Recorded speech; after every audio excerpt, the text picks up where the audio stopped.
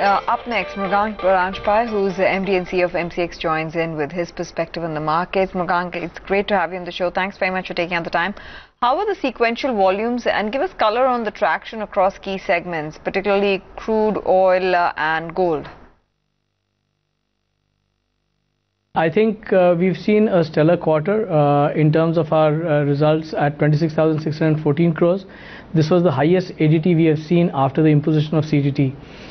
In terms of the numbers, I think sequentially our volumes are up 8%, but in terms of profit, we are now at 42 crores in terms of PAT as compared to what we had last year, which was about 18.7 crores.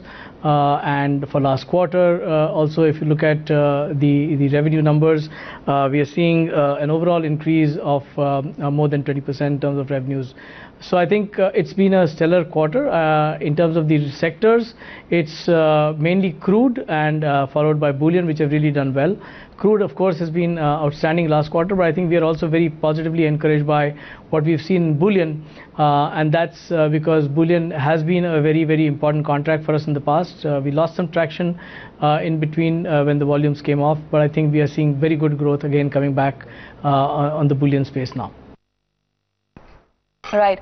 What's the realization trend quarter on quarter and trajectory of transactional revenue, along with the the kind of spends that you're seeing in terms of ads? So I think the ADT trend has been positive this entire year. We've seen a growth continuously on a quarter-on-quarter basis. Last quarter we had more than 10% growth. This quarter we've seen more than 8% growth. So I think we are very, very confident that the ADT numbers are growing at a very healthy pace. I think, of course, what this has led to is that some of the larger members have grown faster than the rest of the market, which has meant that our realization has gone down. We started the year somewhere at about 2.22, but progressively we come to about 2.15. So in the last quarter, realization went down by about 1.8%, and over the year, full year realization is down by about 2.5 to 3%. What's the EBITDA margin range that you're aiming over the next 4 to 6 years? And the operating leverage is on your side, but analysts point out that higher software expenses and increase in CME royalty could put pressure on the margins going forward.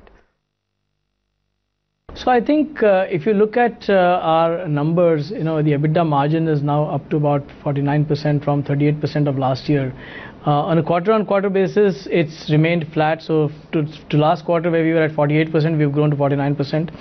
Now, if you see, we've grown this number by even that 1 percentage point, in spite of the fact that the CME number is higher. So therefore, there's no reason for the CME number to put any further pressure on this. But this quarter, as you would have seen the numbers, there have been some one-off expenses of about 4 crores. So if that you take off, then you can well guess that the EBITDA margin can even move further. So I think we've always looked at a 60% sort of aspirational number on EBITDA margins. And I think that's a trajectory we see ourselves growing towards in the next 4 to 6 quarters. So how's the liquidity in options and the level of pickup which you're seeing in institutional participation?